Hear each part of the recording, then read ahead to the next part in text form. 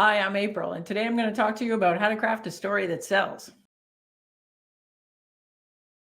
Here's something in B2B sales that is absolutely true, and we almost never talk about it. Your buyers have never bought a solution like yours before. Think about it. How does a purchase process happen? The boss, somebody in the company says, "Oh my gosh, we've got to stop doing CRM on a bunch of spreadsheets. You, Douglas, get out there, figure out what CRMs are out there, come back here with a recommendation. We're going to buy one." What does Douglas do? He panics. "Oh my God, I don't know how to buy a CRM. I don't know anything about CRMs. I don't know what's capable in a CRM and what isn't. I don't know who's in the market. I don't know what my purchase criteria should be." And I look and, oh my gosh, there's so many companies. This is a disaster. Now, luckily for him, customers have access to more information than ever. In fact, typically an average B2B buyer consults 7 information sources to try and do this research. If you look at those information sources, information from vendors is still a very significant proportion of the information that buyers consult. Things like product demos, the product website, the vendor representative or your sales rep, marketing collateral. Here's the problem.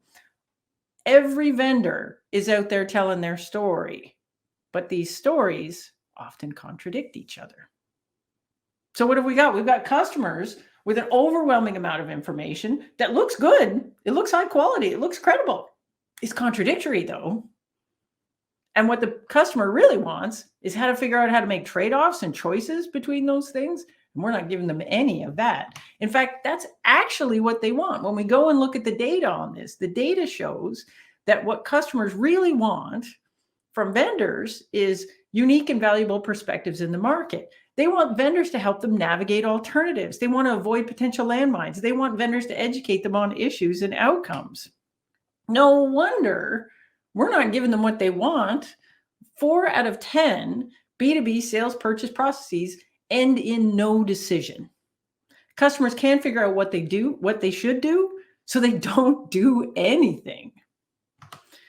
Now, it's maybe not really surprising if you look at the way we've been taught to craft narratives and tell stories across marketing and sales. If we look at what we do in marketing, like most of us have learned some version of the hero's journey. The diagram I have up here is from StoryBrand, which is a great structure for telling stories for entertainment and engagement. It's like a character has a problem and meets a guide and gives him a plan, this kind of story arc.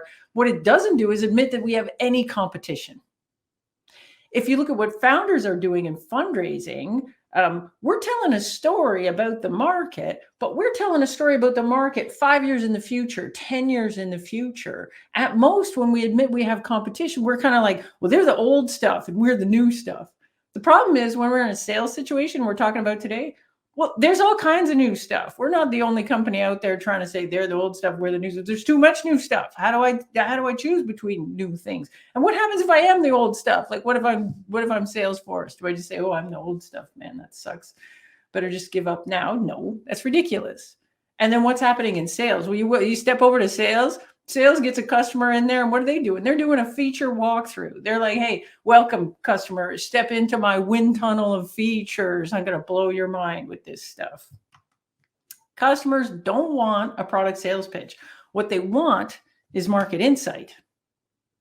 Now, I'm going to propose that we can actually do that, and we can do that by expressing our point of view on the market. And what's interesting is every great company that I've worked with that has significant traction in the market has, in fact, a very distinct point of view. And that point of view guides why they built what they built.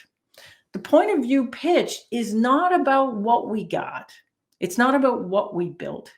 It's about why we built it and explaining that as context to customers so that we can help customers make purchase decisions. The point of view pitch starts with our insight into the buyer's situation. It recognizes that buyers have choices. It successfully communicates the pros and cons of each approach for different types of customers. So this isn't about trashing your competition. This is about saying, look, some approaches work better for some kind of customers. Some approaches work better for others. Let's look at the trade-offs. And lastly, it describes the unique value that we can enable for our particular best fit customers. Let me give you an example of this. Help Scout It's a great company. They're in the customer support business. When they first designed their product, it came out of this insight that new businesses, particularly e-commerce businesses, often customer support was the only time that they ever interacted face-to-face with a customer, directly with a customer. And so those companies didn't see customer support as a cost center. They saw it as a way to deepen their relationship with customers. So the insight that Help Scout built their product around was around that customer support could be a growth driver rather than a cost center. So the problem we should be solving is not how to reduce handle time or reduce cost. It's all around how to delight customers. So when they tell the story, they start with that insight, and then they say, let's look at the alternatives. Traditional help desk companies like Zendesk treat customers like a ticket, and we're driving them to low-touch channels. The gap here is customer experience is an afterthought. The value that Help Scout delivers is the ability to optimize your support experience for customer happiness. Here's a big list of features that they have that enable you to do that. Now, how do we actually build a story that communicates our point of view? That story typically has two parts. We start with looking at the market. We start with our insight into the market. Here's our insight into the problem or the situation. Here are the alternatives out there, and here's the gap for customers like you. We then move on to here's what we do, and here's the value that we enable. Luckily for us, this isn't that hard to do. If we can figure out our positioning, the piece parts of our positioning, competitive alternatives, our differentiated value, our best fit customers, the market category, map cleanly into the piece parts of a point of view pitch. So if you do your positioning in a methodical way, you can then take those piece parts, map it over to your point of view pitch. Let me give you another example. This is a company helps Level Jump. They're in the sales onboarding space. Their alternatives are things like CMSs or LMSs. Their big differentiated thing is they let you track the effectiveness of your sales onboarding using sales metrics. So when they do their point of view pitch, they start with this critical insight. Sales onboarding is important. Why? It's important because every day your rep's not making quota costs you money, a lot of money. Now let's look at the alternatives. There's a CMS, which is great at just sharing information. Then we got LMSs, which is great. You know, we can do training and see who's done the training and who hasn't done the training. But what's the gap here? None of these things allow us to measure the effectiveness of sales training with actual sales metrics. So what are we? We're outcomes-based sales enablement. What's the value that we deliver? Level Jump delivers sales enablement that drives sales results.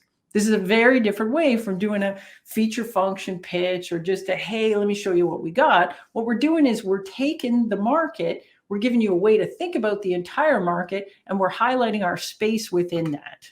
Here are the key takeaways. Customers are overwhelmed. They are absolutely struggling with figuring out how to buy, and that often results 40% of the time in them making no decision at all. What customers want is market insight. We can give them that with a point of view pitch designed to help customers understand your product in the context of the alternatives. This point of view story can be easily created by mapping the pieces of your positioning. Thanks a lot. If you want to learn more about positioning, I got a book. It's called Obviously Awesome, and you can learn more about positioning in that. Thanks.